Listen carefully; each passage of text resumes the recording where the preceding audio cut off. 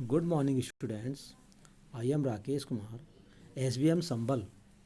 अब हम आपको पाठ 2 हिंदी क्लास 7th दादी माँ पढ़ाएंगे, जिसके लेखक हैं शिव प्रसाद सिंह। बच्चों, क्या आपको कभी अपने बचपन के वे दिन याद आते हैं जब आप अपनी दादी माँ के पास रहकर बहुत सारी शरारतें किया करते थे या बहुत शैतानी किया करते थे?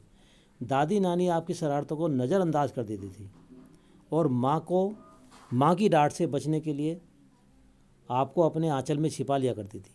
दादी माँ नामक कहानी से लेखक ने अपनी दादी माँ के साथ अपनी आत्मीयता का मनोहारी वर्णन किया है।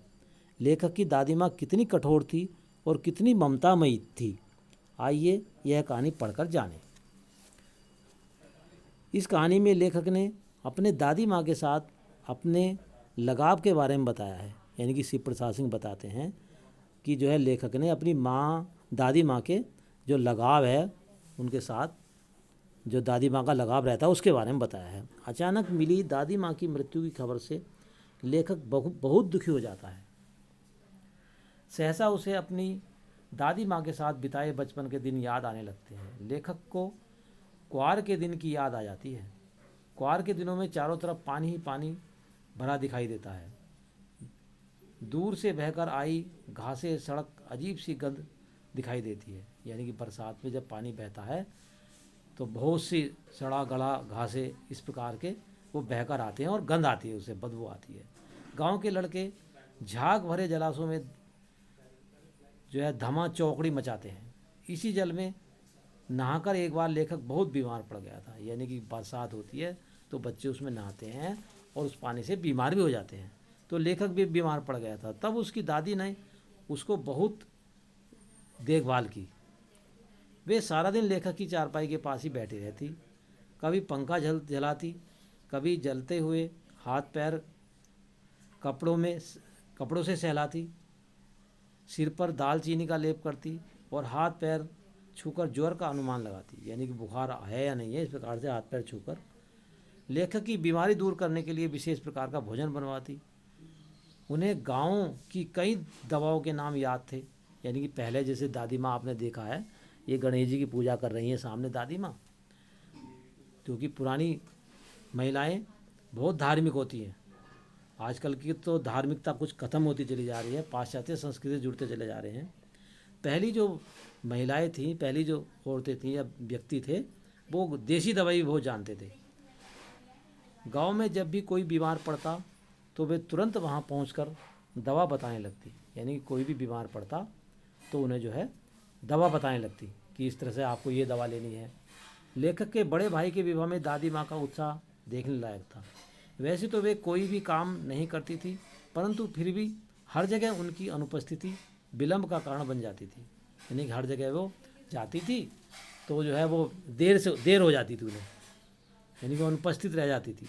उन्हीं दिनों लेखक ने देखा कि दादी माँ रामी की चाची पर सूद के पैसों के लिए बरस रही थी। रामी की चाची दादी माँ से मिन्नतें कर रही थी।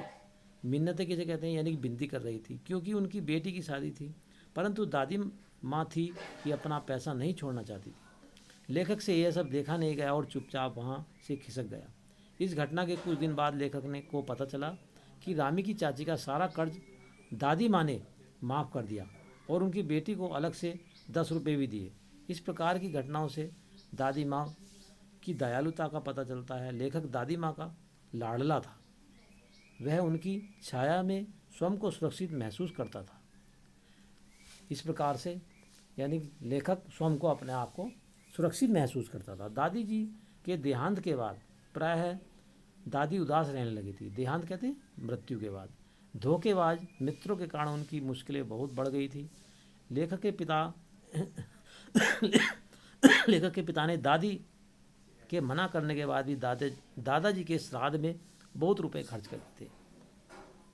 माघ का महीना था, कड़ाके की सर्दी पड़ रही थी। दादी नहाकर गीली धोती पहने, दिया जलाए और हाथ जोड़े थी। अपनी दादी माँ की आंखों में आंसू देखकर लेखक ने जब उनसे रोने का कारण पूछा तो दादी माँ उसे प्यार से सोने का कंगन उन्हें कर्ज उतारने के लिए दे दिया। यानी कि इस प्रकार से रसोई में खाना खिलाने ले गई। दादी माँ जो है प्यार से रसोई में खाना खिलाने ले गई। दादी माँ ने जब अपने बेटे को उदास देखा तो उन्होंने दादी जी की आखिरी निशानी सोने का कंगन उन्हें कर्ज उतारने के लिए दे दिया। उस समय लेखक को दादी माँ शाप भ्रष्ट देवी के समान लगी। उसे यह विश्वास नहीं हो रहा था कि उसकी दादी माँ अब इस दुनिया में नहीं है। इस प्रकार से ये लेखक कह रहा है। तो लेखक की ये पाठ आपका दादी माँ यह कंप्लीट हुआ। अब इसके जो है शब्दार्थ और प्रश्नोत्तर दे दिए जाएंगे, आप उसे अपनी नोटबुक में नोट कर लेना। Thank you.